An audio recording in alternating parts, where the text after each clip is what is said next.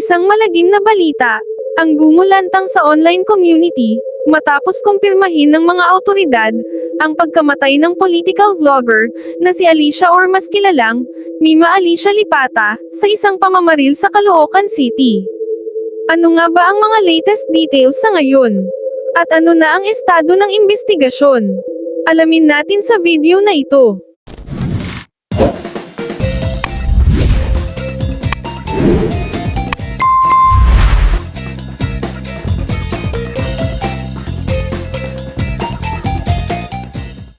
Batay sa mga paunang ulat ng pulisya, naganap ang insidente bandang alas 3 ng madaling araw, noong July 17 sa Barangay 171, Caloocan City.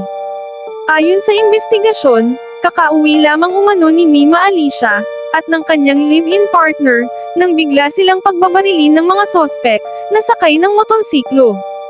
Dahil sa tinamong mga tama ng bala, idineklarang dead on arrival, o dead on the spot, si Mima Alicia, habang ang kanyang partner, ay isinugod sa ospital upang magamot. Agad namang rumesponde, ang mga awtoridad, sa lugar ng insidente.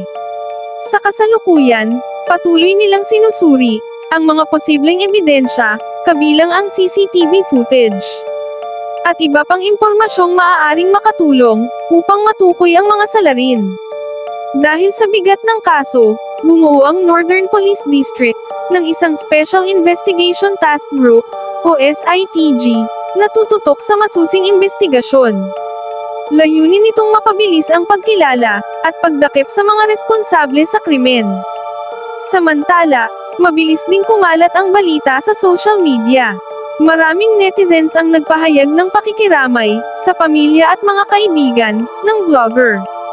Kasabay nito, nananawagan din ang marami, ng agarang hustisya at isang patas at masusing investigasyon. Sa ngayon, wala pang inilalabas na opisyal na pahayag, ang pulisya kung ano ang tiyak na motibo, sa pamamaril.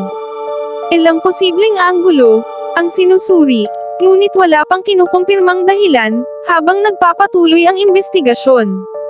Patuloy nating bagbantayan ang kasong ito, habang nagsasagawa ng masusing investigasyon, ang mga awtoridad, ano ang inyong pananaw sa insidenteng ito?